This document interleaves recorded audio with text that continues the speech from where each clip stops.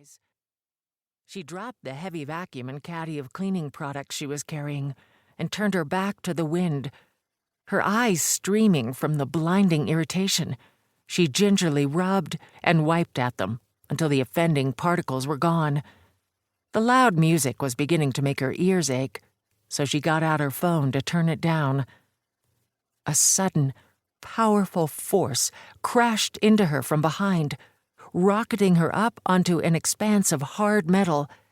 Disoriented and unable to feel her legs, it took a moment for her to realize she was on the hood of a car. A split second later, she began sliding fast and out of control toward the ground. As her body hit the concrete, it stayed in motion, skidding across the parking lot. Her clothing ripped and tore, leaving her body unprotected, as the concrete surface scraped off the top layer of every inch of skin it touched.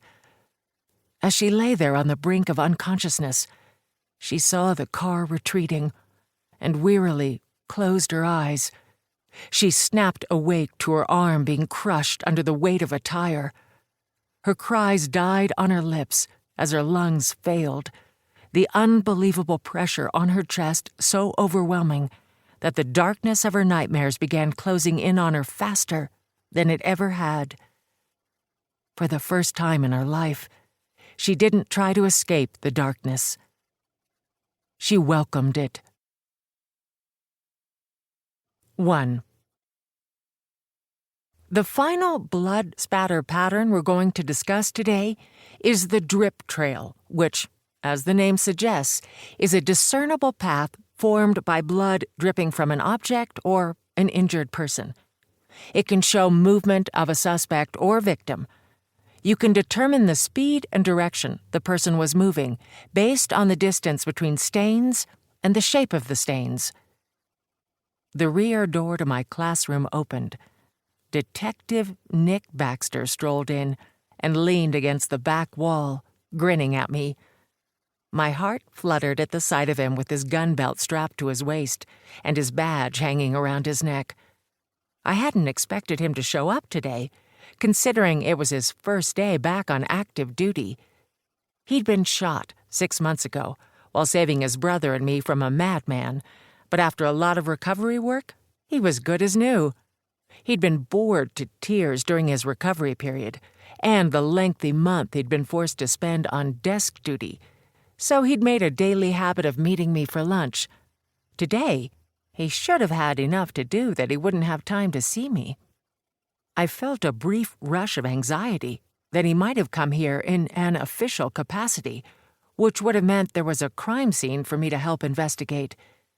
But now that Baxter was cleared for field work, a case for us to work together wouldn't be the worst news. I'd turned down plenty of consulting jobs for the department since he'd been hurt, my priority being to spend time with him and help him heal. Now that all that was behind us, I felt ready to jump back into field investigation. I smiled, deciding to wrap up a few minutes early since I was having trouble concentrating on what I was saying, with my handsome boyfriend staring at me. You can read all about it in your textbook. That said, it's always more fun to show someone something than to tell them about it, which is why we'll devote our lab practicum this week to blood spatter. I have some lovely cow's blood we can throw around to study how it lands. It's...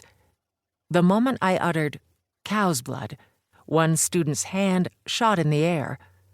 When I didn't stop immediately to take her question, she interrupted me. "Professor Matthews?" I knew what was coming and figured I'd go ahead and address it. "Yes?" "I'm vegan." When she didn't expound on her declaration, I said, good for you?" That got a few snickers from her fellow students, but she didn't think it was funny. "You don't understand. I can't be around animal products." I dealt with this every semester when the blood spatter lab rolled around. I gave my standard reply. You choose not to be around animal products, and you're an adult, so you can also choose whether or not to attend the lab.